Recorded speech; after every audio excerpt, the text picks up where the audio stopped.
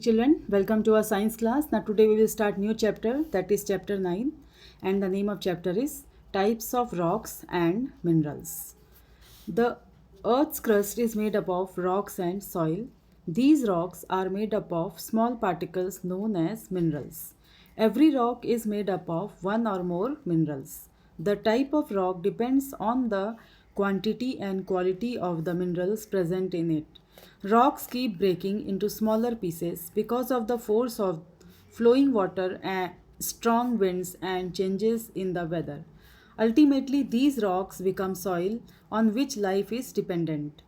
Rocks and soil mainly consist of certain chemicals known as silicates. Earth's crust also provides us with metals, non-metals, and fossil fuels. They are our natural resources. Rocks are generally different from one another in their origin, color, texture, and also type of mineral they have.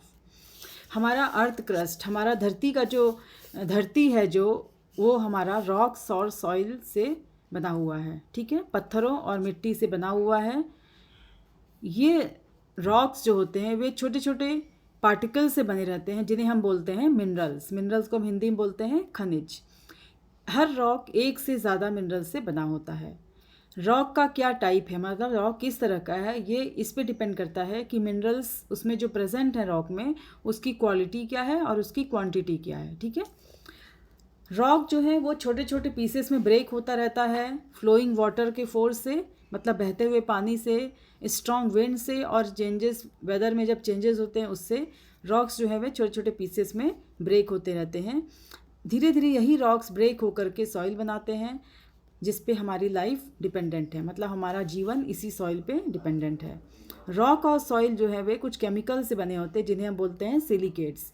ये silicates क्या होते हैं, ये silicon और oxygen से मिलके बने हुए केमिकल्स होते हैं. ओके, अर्थ क्रस्ट हमें क्या देता है, मेटल्स, धातु देता है, नॉन मेटल्स जो धातु नहीं है वो भी देता है, और फॉसिल फ्यूल्स देते हैं.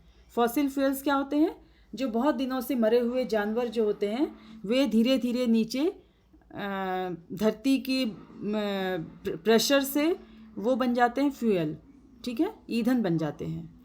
ये हमारे नेचुरल रिसोर्स हैं, मतलब ये हमारे प्राकृतिक रिसोर्स हैं, इनकी हमें बहुत ज़रूरत होती है.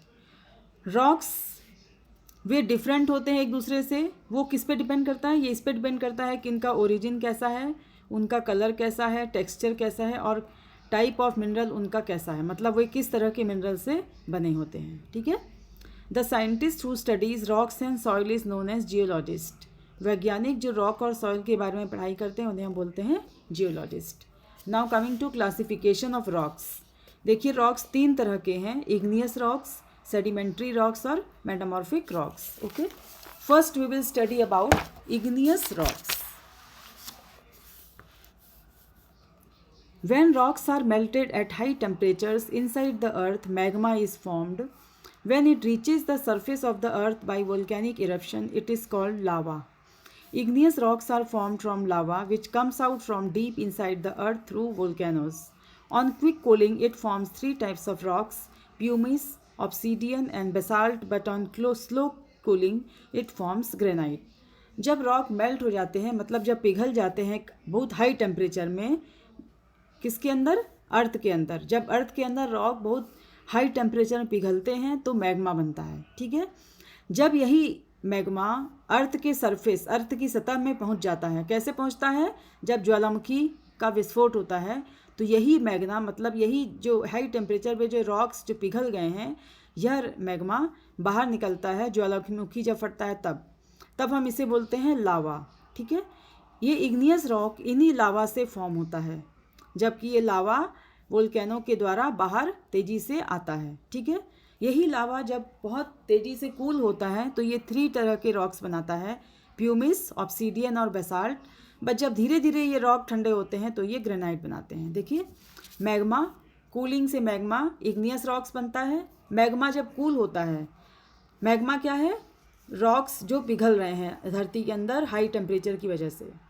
मैग्मा वो रॉक्स हैं जो धरती के अंदर हाई टेम्परेचर की वजह से पिघल रहे हैं. यह जब ज्वालामुखी फटने के बाद जब ऊपर आ जाता है तो ये कूल होकर के इग्नियस रॉक्स बनाता है, ठीक है।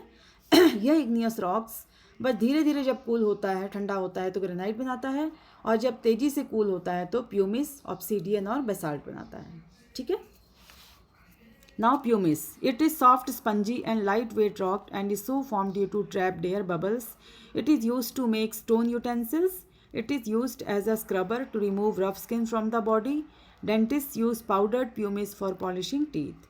Pumice जो है वो सॉफ्ट स्पंजी तरह का छोटे हल्के वेट का रॉक होता है, और ये तब बनता है जबकि एयर बबल्स इसके अंदर ट्रैप हो जाते हैं, मतलब एयर बबल्स इसके अंदर रह जाते हैं, बाहर नहीं निकल पाते हैं, तब ये फॉर्म होता है। इसका यूज़ क्या है? ये कुछ बर्तन बनाने के काम आता है जो पत्थर से बनते हैं। ये स्क्रबर के रूप में हम इसको यूज़ करते हैं, जिससे अपनी बॉडी साफ़ करते हैं, और डेंटिस्ट इसको टीथ्स को पॉलिश करने के लिए इसका पाउडर यूज़ करते हैं। ओके, अब नेक्स्ट रॉक है, देखिए, obsidian. It is a dark shiny and layered rock that appears like glass. It has sharp edges. It is use for making tools.